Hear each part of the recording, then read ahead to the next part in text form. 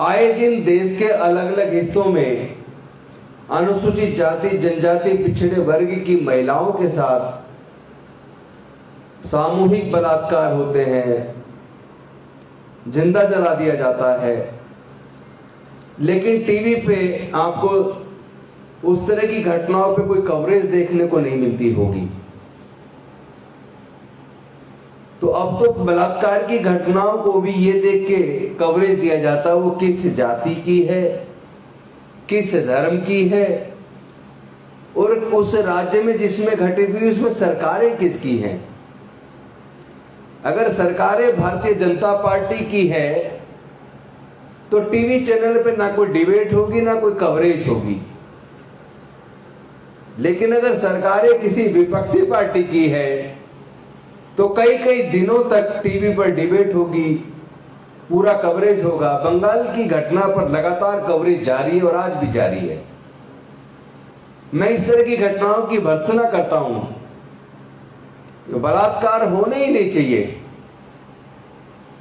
महिलाओं के साथ उत्पीड़न की घटनाएं शर्मसार करने वाली नहीं होनी चाहिए, लेकिन राजनीतिक फायदे के लिए लगातार उस पर चर्चा करना, ऐसा लगता है जैसे वो भी एक तरह किसी महिला के साथ बार बार बलात्कार किया जा रहा है।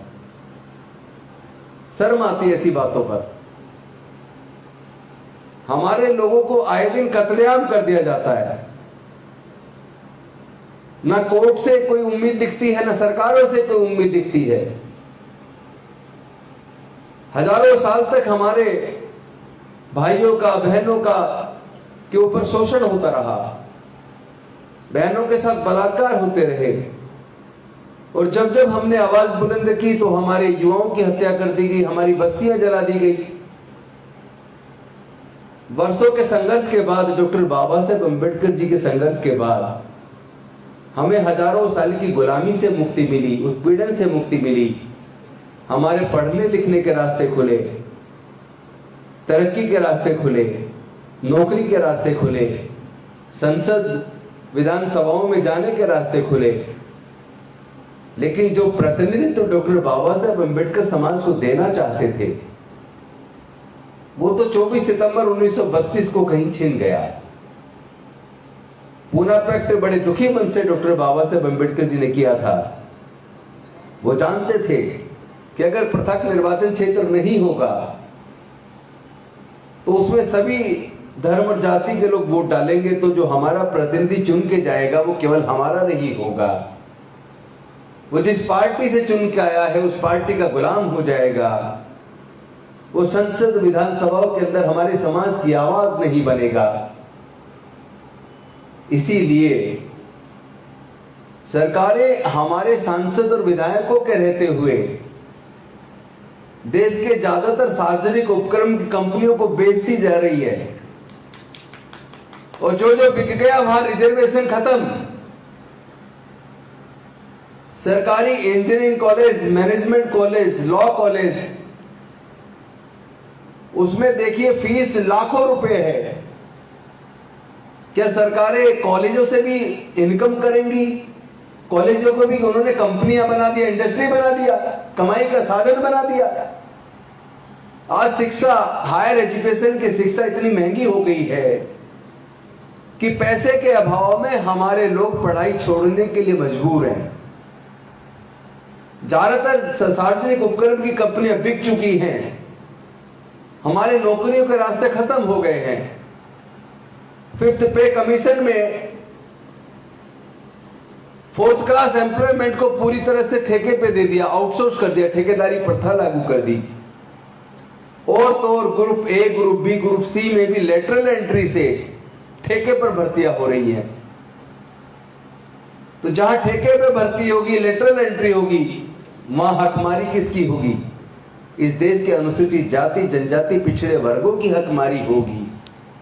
लेकिन जब सरकारें सार्वजनिक उपक्रम बेच रही थी, शिक्षा को महंगा कर रही थी, लेटरल एंट्री लाकर हमारे लोगों के अवसर खत्म कर रही थी, ठेकेदारी प्रथा में हमारी नौकरियों को हड़प रही थी, क्या उस वक्त संसद के अंदर हमारे सांसद नहीं थे?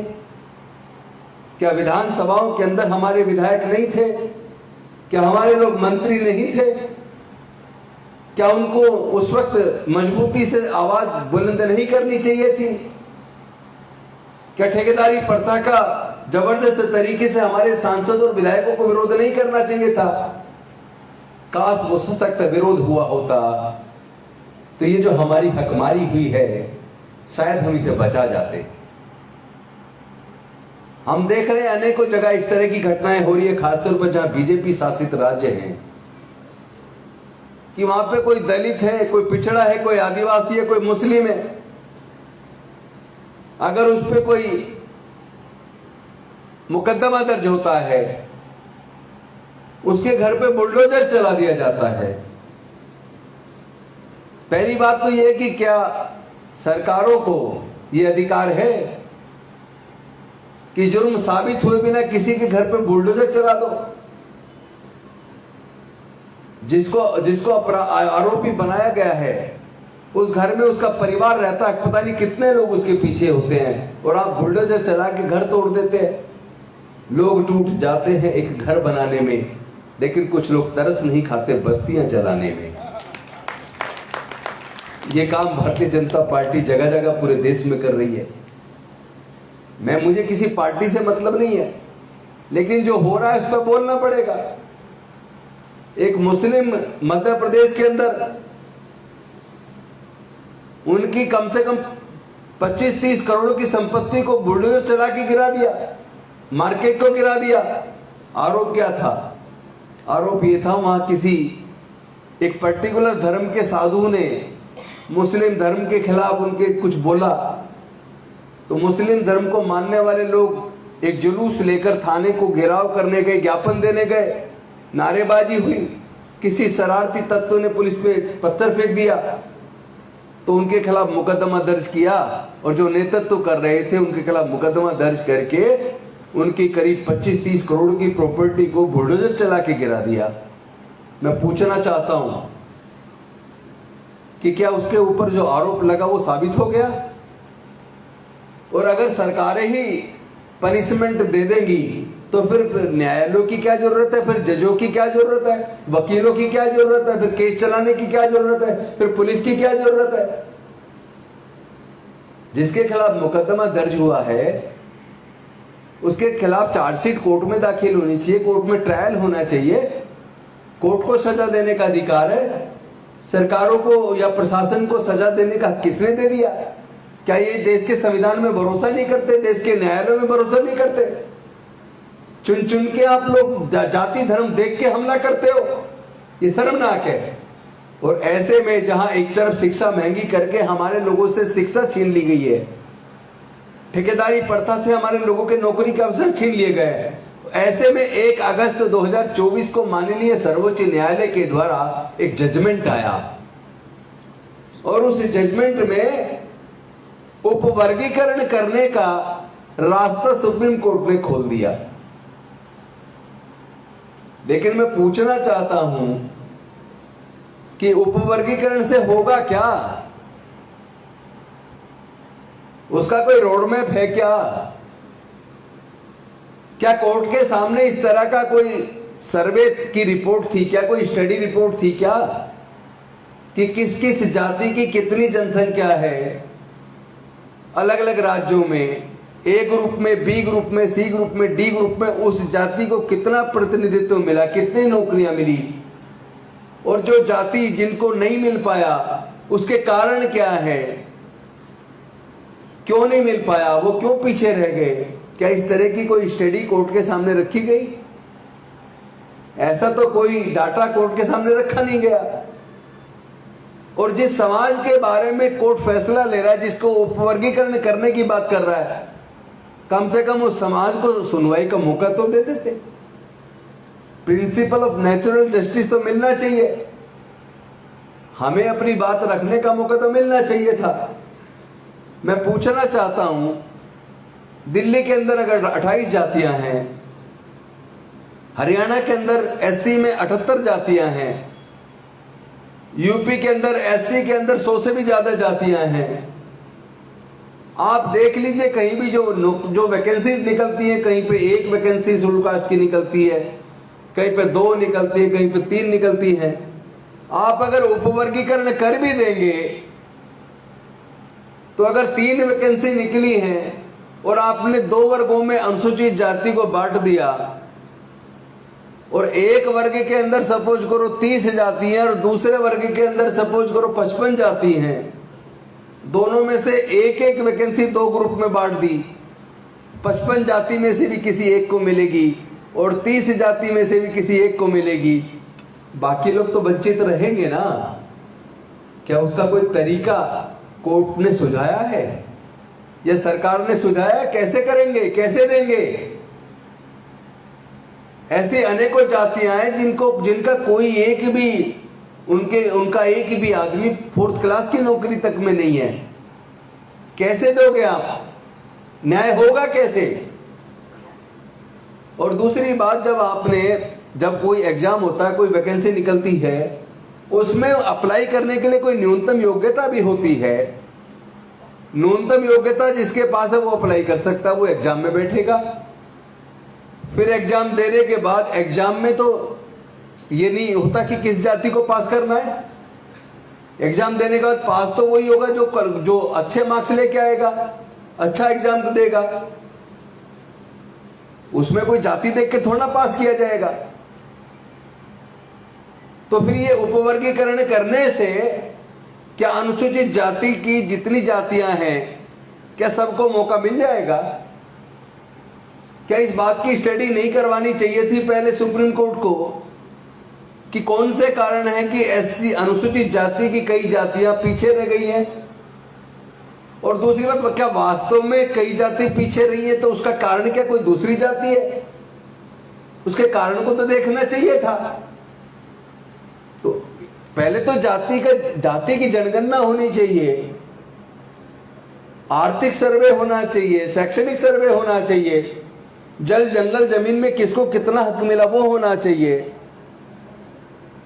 और उसके बाद जब 4th क्लास जो आपने पूरी तरह आउटसोर्स कर दिया, पहले उसे सरकार के अधीन तो लाओ। जहां नौकरी मिल जाया करती थी वो आपने पूरा आउटसोर्स कर दिया, ठेके पे दे दिया, तो वो तो पहले ही रास्ता आप बंद कर चुके हैं। और ऊपर से लेटरल एंट्री और ठेकेदारी प्रथा में A group, B group, C group भी इसी तरह जारी है। तो रिजर्वेशन बचा कहां है? इसके पीछे जो नियत है उसको भी समझना पड़ेगा। ऐसा तो नहीं है कि समाज को फूट डालो, शासन करो की नीति के तहत आपस में लड़वाने की साजिश है, बांटने की साजिश है। मैं सही कह रहा हूं, गलत कह रहा हूं? पहले आप बताओ ना, अनुसूचित जाति में 1208 जातियां हैं। किसी स्टेट में अनुसूचित जाति में 100 से ऊपर जाती है, किसी में 50 से ऊपर जाती है, किसी में 20 से ऊपर जाती है, लेकिन ज्यादातर विभागों में 1, 2, 3 वैकेंसी कुल निकलती है। हक मिलेगा कैसे? और ऊपर से सपोज करो वैकेंसी निकली जूनियर इंजीनियर की और उसमें जो क्वालिफिकेशन मांगी इंजीनियरिंग ग्रेजुएट। आजकल तो सरकारी इंजीनियरिंग कॉलेज से भी इंजीनियरिंग करने के लिए 10-10, 15-15 लाख रुपए खर्च होता है। उससे पहले उसकी तैयारी के लिए एंट्रेंस एग्जाम जो होता है उसके लिए भी कोचिंग की जरूरत होती है, उसमें भी 2-3 लाख की जरूरत होती है। तो एक इंजीनियरिंग की डिग्री करने के लिए अगर 17-18 लाख रुपया चाहिए, नेशनल लॉ यूनिवर्सिटी से 5 साल का लॉ करने के लिए और लॉ में एडमिशन से पहले कोचिंग के लिए उसे भी जोड़ लें तो कम से कम 25 लाख रुपया चाहिए। अनुसूचित जाति के 99% लोगों के पास अपने बच्चों को हायर एजुकेशन की कराने के लिए पैसा नहीं है। केवल 1% लोग हैं अनुसूचित जाति के जो लोग अपने बच्चों को हायर एजुकेशन दिला सकते हैं। तो पहले तो कोर्ट को चाहिए कि सरकार को डायरेक्शन दे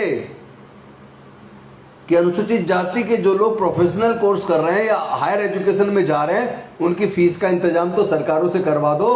आप उपवर्गीकरण कर भी दोगे लेकिन उनके पास फीस जमा करने का पैसा नहीं होगा तो वो एग्जाम में बैठने के लायक क्वालिफिकेशन ही अर्जित नहीं कर पाएंगे।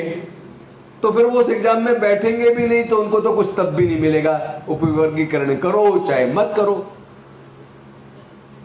तो ये साजिश समझनी पड़ेगी। मैं तो एक डाटा आपके सामने रखता हूं छोटा सा और उसके बाद अपनी बात को खत्म करूंगा, वो मैं केवल एग्जाम्पल के तौर पर रख रहा हूं ताकि आपको पता तो चले हकीकत में हो क्या रहा है।